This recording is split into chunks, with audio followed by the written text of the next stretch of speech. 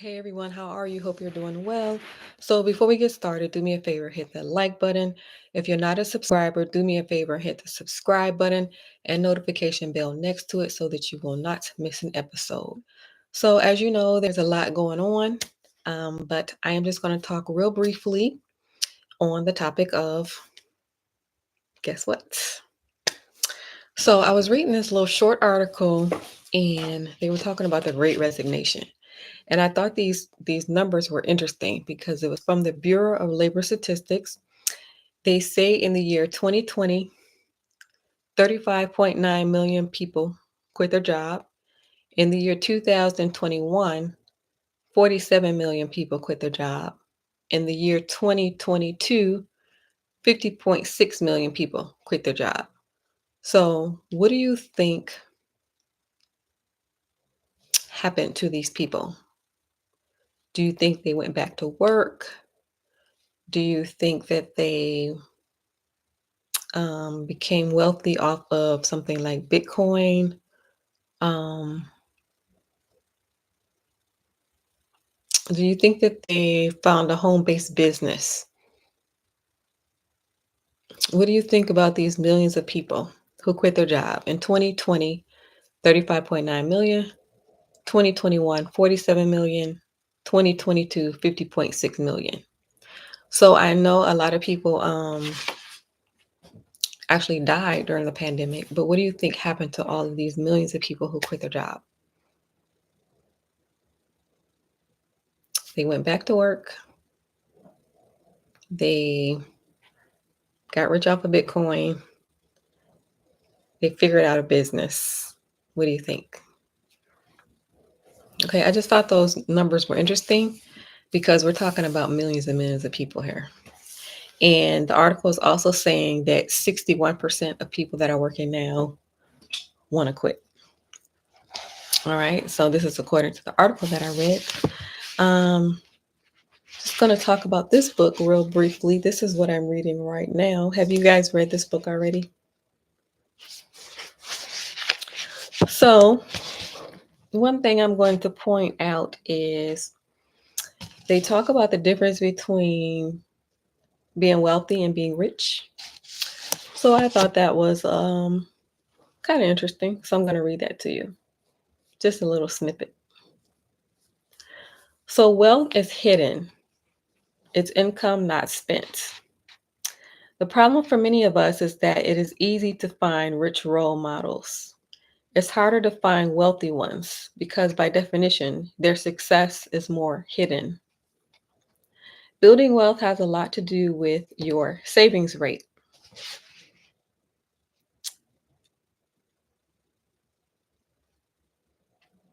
It is being powered by your own frugality and efficiency. No chance of building wealth without a high savings rate. Spend less. Intelligence is not a reliable advantage in a world that's become as connected as ours has. But flexibility is. So, um, so as you know, wealth is on a higher level than just being rich. And wealth is hidden.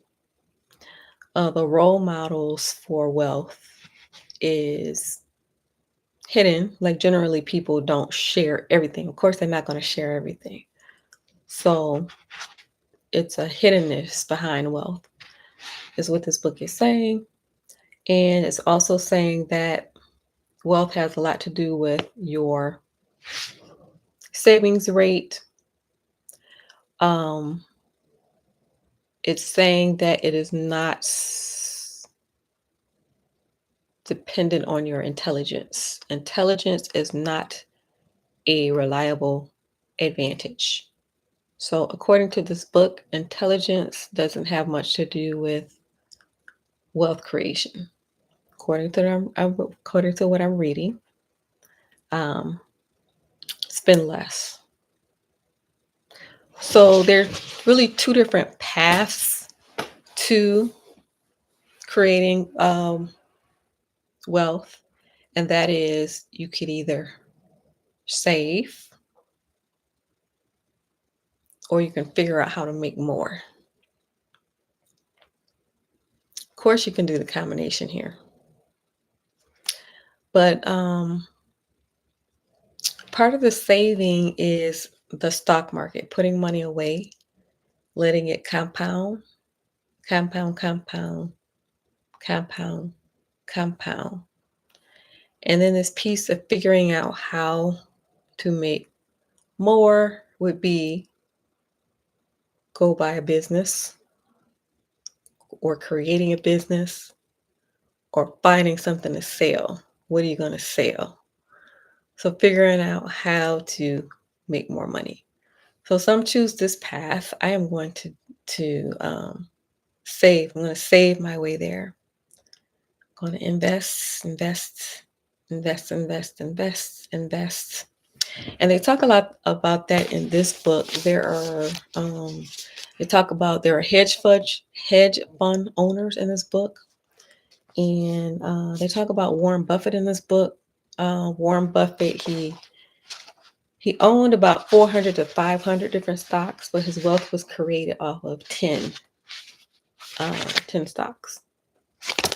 So investing, investing, investing, investing, investing, figuring out how to make more. Go buy a business,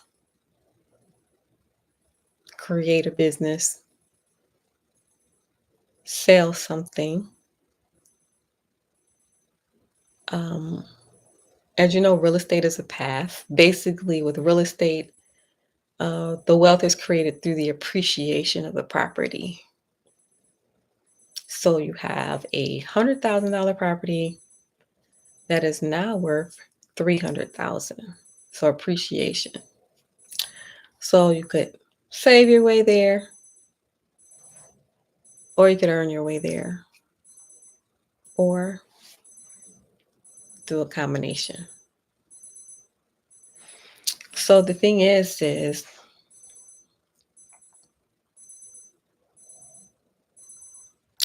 what business are you working on? What business are you either buying or creating? Are you investing? And what path have you decided on? You know, it's really about just taking a path and then taking the steps instead of just overthinking, taking action. So what kind of action are you taking toward your business? And what kind of action are you taking as far as investing?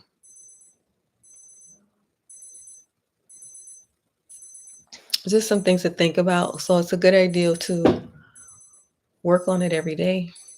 Whatever you're working on, working on it every day. And you know, some people have no interest in building wealth whatsoever. Some people don't have motivation. So motivation is internal. And some people don't have that internal motivation for whatever reason. So you have to have the desire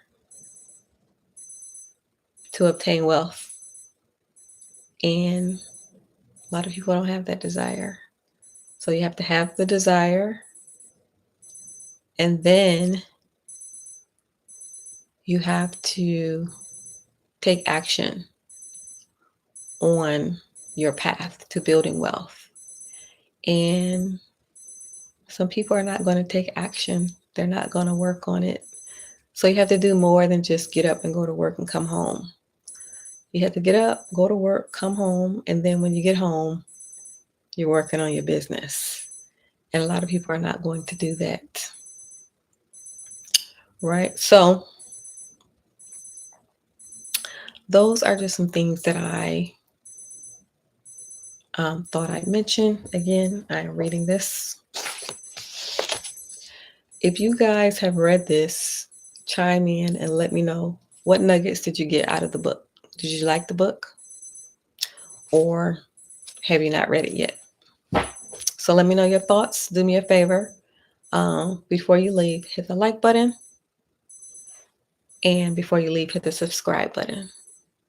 Thank you for watching. Have a good rest of your nights. God bless you.